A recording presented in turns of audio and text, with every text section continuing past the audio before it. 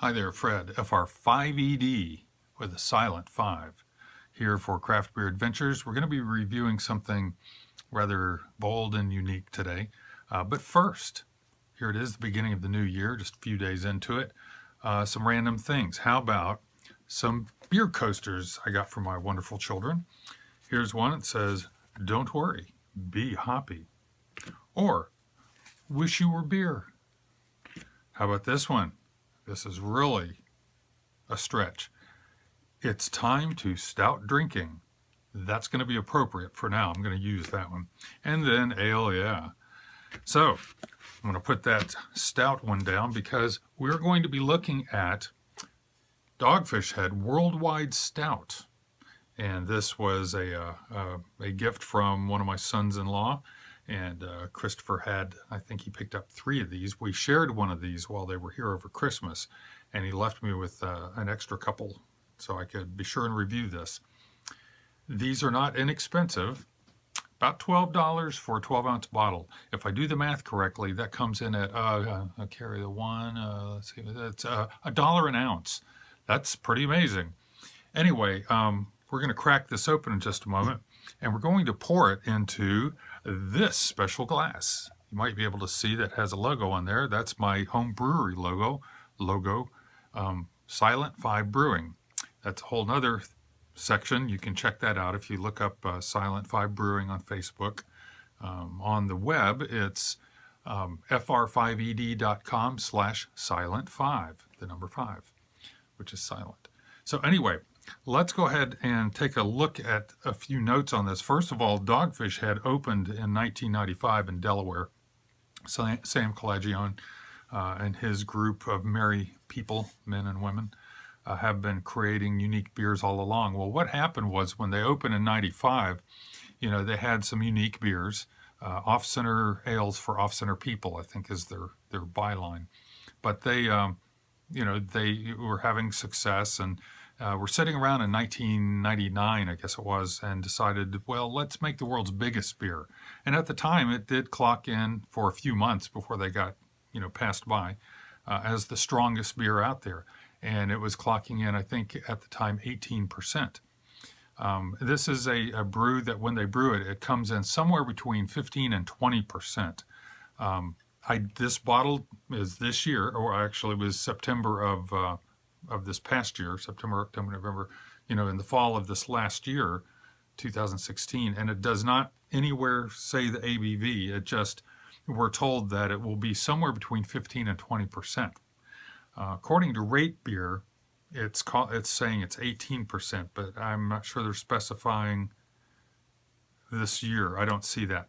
Anyway, let me go ahead and give you a few more details about this. On Rate Beer, let's see, 2,216 people, weighed in on this, and in style, it came in at 98%, and overall 100% or 100, and that's pretty notable. Over on Beer Advocate, they had 1,735 reviews, came in at a 92, which is outstanding, and the brothers gave it 100, which is world class. So anyway, it's been brewed with an insane amount of barley, as they say, and it ages well. Not that this is going to get a chance to age. I do have one more bottle after this, and maybe I will let it age. I think I can be disciplined enough to do that.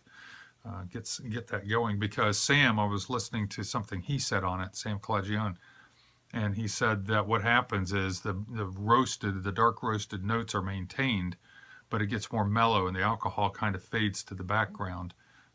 So anyway, let's open it and let's see what we think of it. And by we, I mean me. All right, and it is recommended snifter is the best for something like a giant stout like this. So I'm using my snifter.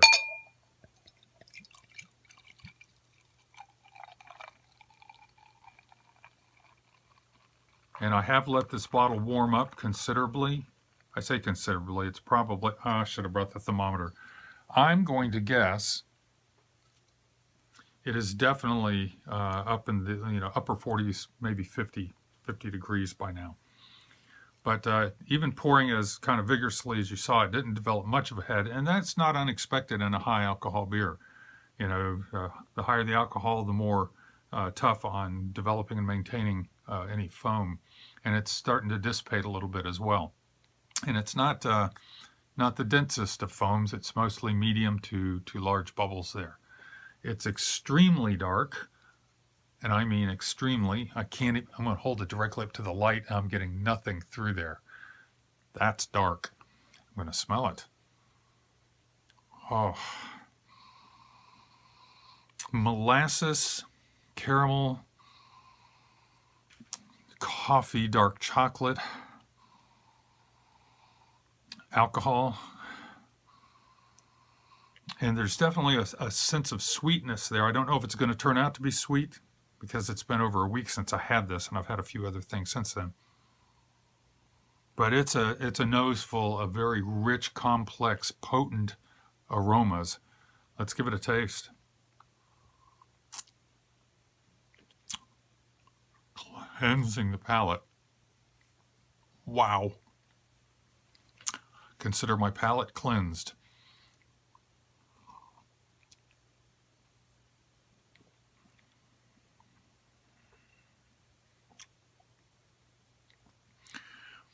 That is a symphony of experiences there.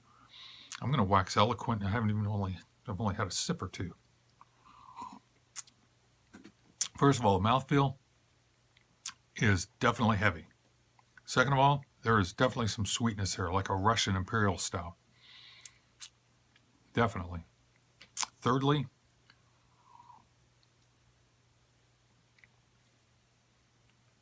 there's the things I was smelling, I'm tasting. Molasses, caramel, dark coffee, dark chocolate. But I've got a residual sweetness there. Now, there is some bitterness. I don't know how much of that is from any bittering hops they used and how much is it from the dark roasted malts. But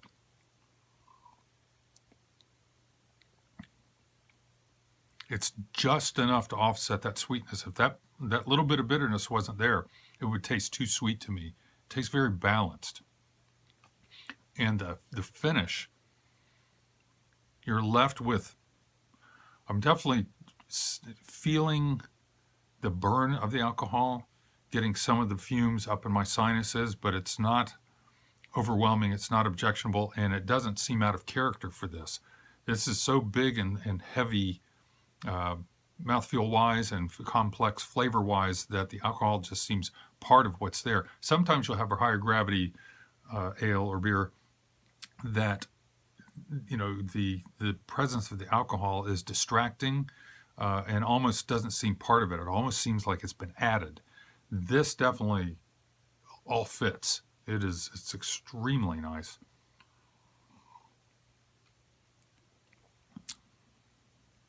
Oh, it's definitely a sipper. This is one, just let it keep warming up and just sit back and sip on it and contemplate it. Wow. I like that. That is Dogfish Head's Worldwide Stout. If you get a chance to try it, especially if you're a darker beer, lover, porters and stouts and imperial stouts, you've got to try this. This could be something that you would grab, 2 or 3 of, whatever they allow you to buy when it's available, and enjoy one and then let the rest of them age. Yeah, I want to let that other one age. Maybe we'll crack it open next Christmas. Oh my. All right, well, that's Worldwide Stout from Dogfish Head, and this is Fred, FR5ED, over and out.